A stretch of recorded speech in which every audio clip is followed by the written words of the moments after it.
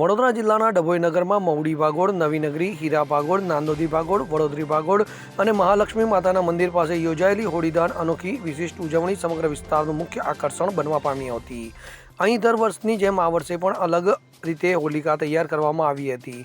તો આશરે 18 ફૂટ ઊંચી ફોમથી બનેલી વિશાળ હોલિકાનું નિર્માણ કરીને તેની આસપાસ નેચરલ અને પૌરાણિક દ્રશ્યોનું સર્જન કરવામાં આવ્યું હતું, જેના કારણે સમગ્ર સ્થળ જાણે પ્રાચીન કાળના ધાર્મિક પ્રસંગને જીવંત બનાવતું હોય તેવો અદ્ભુત માહોલ સર્જાયો હતો।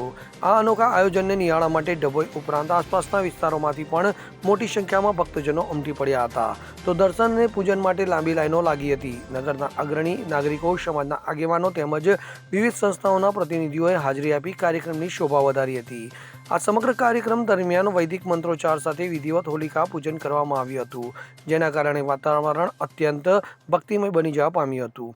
પૂજન બાદ ઘેરાયાઓ દ્વારા આદિવાસી નૃત્ય રજૂ કરવામાં આવ્યું હતું, જે ભક્તોમાં આનંદને ઉત્સાહ ભરતું દ્રશ્ય બની રહ્યું। ઢોલ, નગારા અને પરંપરાગત વાદ્યોની ધ્વનિ સાથે સમગ્ર પરિસર ભક્તિ અને આનંદથી ગુંજતો રહ્યો। તો ડભોઈને સંસ્કારી નગરી તરીકે ઓળખવામાં આવે છે, જ્યાં દરેક તહેવાર ભાઈચારા, એકતા અને શ્રદ્ધાભાવ સાથે ઉજવવામાં આવે છે। તો હોળી પર્વની આ અનોખી અને ભવ્ય ઉજવણીએ નગરની ધાર્મિક પરંપરા, સંસ્કૃતિ અને સામૂહિક એકતાને વધુ મજબૂત બનાવી છે, જે નગરવાસીઓ માટે ગૌરવનો વિષય બની રહી।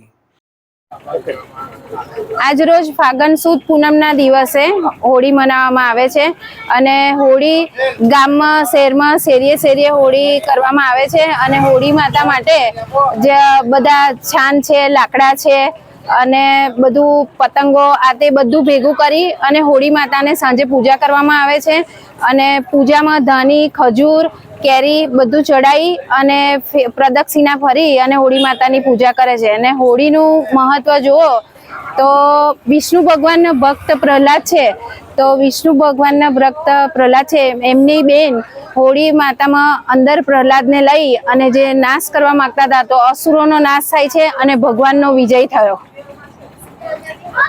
ફકીરા ખત્રી સાથે CN24 ન્યૂઝ, ડભોઈ। હવે જુઓ દેશ દુનિયાની તમામ ખબરો તમારી આંગળીના ટેરવે। ઉઠાવો મોબાઈલ અને Google Play Store પરથી ડાઉનલોડ કરો અમારી CN24 ન્યૂઝ મોબાઈલ એપ।